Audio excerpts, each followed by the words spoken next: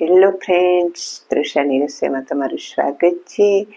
આજે આપણે બનાવીશું પાલકના ઢોકળા। પાલક તો રોજને માટે માર્કેટમાં મળતી જ હોય, પણ અત્યારે શિયાળામાં બહુ સરસ આવતી હોય અને પાલક સેહત માટે પણ બહુ જ સારી, કેમ કે વિટામિનથી ભરપૂર હોય। પાલકમાં બધા વિટામિન હોય, તો પાલક ખાવી તો બહુ જ સારી। તો આજે આપણે પાલકમાંથી ઢોકળા બનાવીશું। તો મસ્ત મજાની રેસીપી છે પાલકના ઢોકળા। પાલકના ઢોકળા બનાવવા માટે મેં અહીંયા એક વાટકો એક રવો લીધેલો છે। રવો તમે ઝીણો જાડો કોઈ પણ લઈ શકો, જે રવો હોય ને તે ચાલે। રવાને સેજ ચાળી લેવાનો છે આપણે। મેં અહીંયા એક વાટકો રવો લીધો છે, તેની સામે આપણે અડધો વાટકો દહીં લેશું, અને દહીં સેજ ખટાશ વાળું હોય ને તેવું લેવાનું। રવો અને દહીંને મિક્સ કરી લેશું। ને મેં અહીંયા અડધો વાટકો પાણી લીધેલું છે, જે વાટકાના માપથી આપણે દહીં ઉમેરેલું છે તે જ વાટકામાં મેં પાણી લીધેલું છે। હવે પાણી આપણે જોશે ને તેમ ઉમેરશું, બધું એકહારે નહીં ઉમેરીએ। હવે આપણું આ બેટર બનીને તૈયાર થઈ ગયું છે, અને આટલું પાણી બચેલું છે અડધા વાટકામાં, 2 ચમચી જેટલું પાણી હજી બચેલું છે। હવે આપણે આને ઢાંકી અને 15 મિનિટ માટે મૂકી દેશું, જેથી કરીને રવો સરસ ફૂલી જાય। ગેસ ચાલુ કરીને મેં અહીં તપેલીમાં થોડું પાણી મૂકી દીધેલું છે, કેમ કે આપણે પાલકને બાફવાની છે એટલા માટે। મેં અહીંયા પાલક લીધેલી છે, જે આપણે એનો પાંદડાનો ભાગ છે ને તે લેશું, અને આ દાંડલાનો ભાગ છે તે કાઢી લઈશું બહાર। 8 થી 10 નંગ પાલકના પાન લેશું, તેમાં નાના મોટા બધા મિક્સમાં છે। પાણી ગરમ થઈ ગયું છે સરસ। થોડીક ચપટી એક જેટલી ખાંડ ઉમેરીશ। ખાંડ ઉમેરવાથી પાલકનો જે કલર છે ને તે એકદમ સરસ ગ્રીન જળવાઈ રહેશે। અને ચપટી જેટલું નિમક, બહુ જાજુ નથી ઉમેરવાનું, બંને વસ્તુ થોડી થોડી જ ઉમેરવાની છે ને। જે આપણા પાલકના પાન છે ને તેમાં ઉમેરી દેશું। 1-2 મિનિટ માટે જ કૂક કરવાની છે, બહુ કૂક નથી કરવાની। અને આ રીતે એકાદી વાર પલટાવી લેશું, જેથી કરીને બંને બાજુથી સરસ કૂક થઈ જાય। હવે મેં અહીંયા એક વાસણમાં ઠંડુ પાણી લીધેલું છે। આપણે ઠંડા પાણીમાં સીધી પાલકને જ્યારે બોઇલ કરીએ ને પછી આપણે સીધી એને ઠંડા પાણીમાં લઈ લેવાની, એટલે પહેલા જ આપણે ઠંડુ પાણી તૈયાર કરીને રાખવાનું છે। હવે ગેસ ઓફ કરી દઈશ। પાલક સરસ બોઇલ થઈ ગઈ છે, પાલકને આપણે સીધા ઠંડા પાણીમાં જ ઉમેરી દેશું। અને પાલકને આપણે 1 થી 2 મિનિટ જ બોઇલ કરવાની છે, બહુ ઝાઝી નથી એને કૂક કરવાની। 1 થી 2 મિનિટમાં તો સરસ બોઇલ થઈ જશે। હવે હું અહીં મિક્સર જાર લઈશ, અને જે આપણે પાલક છે ને તેને મિક્સર જારમાં લઈ લઈશ। પાલકને મેં મિક્સર જારમાં લઈ લીધેલી છે। પછી આપણે તેમાં એક નાનો ટુકડો આદુનો ઉમેરીશું, અને 1 લીલું મરચું। તમારે તીખાશ વધારે જોતી હોય તો 2 લીલા મરચા ઉમેરી દેવાના। આને હું ક્રશ કરી લઈશ। પાલકની પ્યુરી બનીને તૈયાર થઈ ગઈ છે। હવે આપણે ઢોકળાને સ્ટીમ થવા માટે એક વાસણમાં થોડું પાણી ભરી અને ગરમ મૂકી દેશું। પ્યુરી બનાવેલી છે પાલકની તે આમાં ઉમેરી દેશું। આપણે આ પ્યુરીને આપણે આ ઢોકળાનું જે બેટર છે ને તેમાં સારી રીતે મિક્સ કરી લેશું।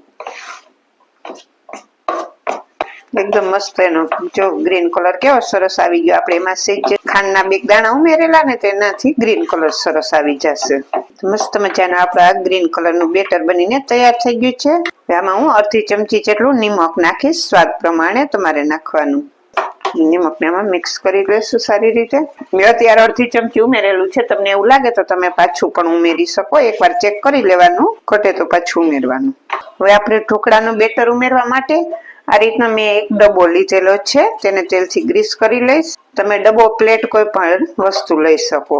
સાઈડમાં બધી બાજુ સરસથી તેલ લગાવી દેવાનું, જેથી આપણે અનમોલ કરીએ ને ત્યારે ફટાફટ બહાર નીકળી જાય। હવે હું અહીંયા અડધી ટીસ્પૂન જેટલા જે આપણે સાજીના ફૂલ આવે છે ને તે લઈશ, જે આપણે ખાવામાં ઉપયોગમાં લઈએ ને તે। ને આપણે તેમાં અડધા લીંબુનો રસ ઉમેરીશું। આપણે આ સોડાની ઉપર જ ઉમેરી દેશું। બંને વસ્તુને સારી રીતે મિક્સ કરી લેશું। ને આપણે આમાં જે સાજીના ફૂલ ઉમેરેલા છે તે પછી ફટાફટ આપણે એક જ ડાયરેક્શનમાં એને હલાવી અને પછી પ્લેટમાં નાખી દેવાનું છે, ડબ્બામાં, પ્લેટમાં, જેમાં આપણે સેટ કરવું હોય ને તેમાં। સારી રીતે એકવાર બધી બાજુ મિક્સ કરી લેવાનું। પછી હવે હું આ પ્લેટમાં ઉમેરી દઈશ, અને આ રીતની આપણે એને થીક રાખવાનું છે। હવે આપણે આને સ્ટીમ થવા મૂકીશું। હવે 10 મિનિટ થઈ ગઈ છે, આપણે ચેક કરી લઈએ આપણા ઢોકળા સ્ટીમ થયા છે કે નહીં। તમે જોઈ શકો છો એનો કલર કેટલો સરસ આવેલો છે, જોઈને જ ખાવાની ઈચ્છા થઈ જાય। હું ચેક કરી લઉં, ચપ્પુ ક્લીન આવે છે। આપણા ઢોકળા સ્ટીમ થઈને તૈયાર થઈ ગયા છે। હવે ગેસ ઓફ કરી દઈશ, ઢોકળાને આપણે બહાર કાઢી લેશું। ને આપણે આને 2-3 મિનિટ ઠંડા થવા દેશું। આપણા ઢોકળા સરસ ઠંડા થઈ ગયા, અને તમે જો સાઈડમાંથી પણ અલગ પડી ગયા।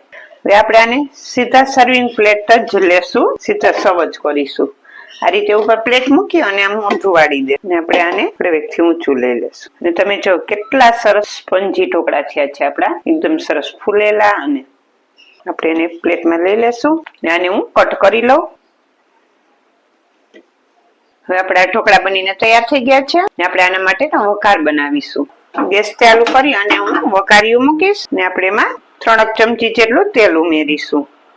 અને તમે જો કેટલા ઢોકળા સ્પંજી બનેલા છે, જો કેટલા પોચા બન્યા, સરસ એકદમ સરસ ફૂલેલા. અને એનો કલર કેટલો સરસ આવેલો, એકદમ ગ્રીન ગ્રીન ને સાવ પોચા છે. જો તેલ ગરમ થાય એટલે 1 ટીસ્પૂન જેટલી રાઈ ઉમેરીશું, અડધી ટીસ્પૂન આખું જીરું ને ચપટી 1 જેટલી હિંગ ને મેં અહીં સૂકા લાલ મરચાં લીધેલા છે. ગેસ ઓફ કરી દઈશ ને એ ઉમેરી દઈશ. આપણા વઘાર થઈ ગયો છે.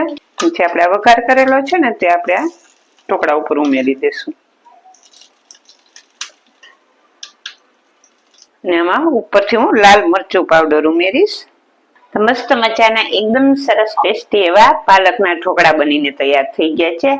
ને એનો કલર પણ તમે જોઈ શકો છો, કેટલો મસ્ત ગ્રીન કલર આવેલો છે. મસ્ત મજાના એકદમ સરસ એવા પાલકના ઢોકળા બનીને તૈયાર થઈ ગયા છે. અને મેં તેને મીઠી ચટણી સાથે સર્વ કરેલા છે. અને તમે ગ્રીન ચટણી, મીઠી ચટણી, ટોમેટો કેચઅપ ગમે એની સાથે તમે ખાઈ શકો. તો મસ્ત મજાના એકદમ સરસ ટેસ્ટી એવા આપણા પાલકના ઢોકળા બનીને તૈયાર થઈ ગયા છે.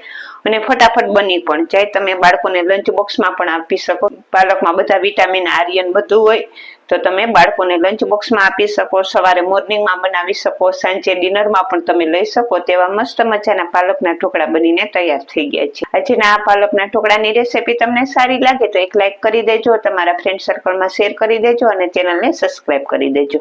તો એકદમ મસ્ત મજાના ટેસ્ટી એવા પાલકના ઢોકળા બનીને તૈયાર થઈ ગયા છે.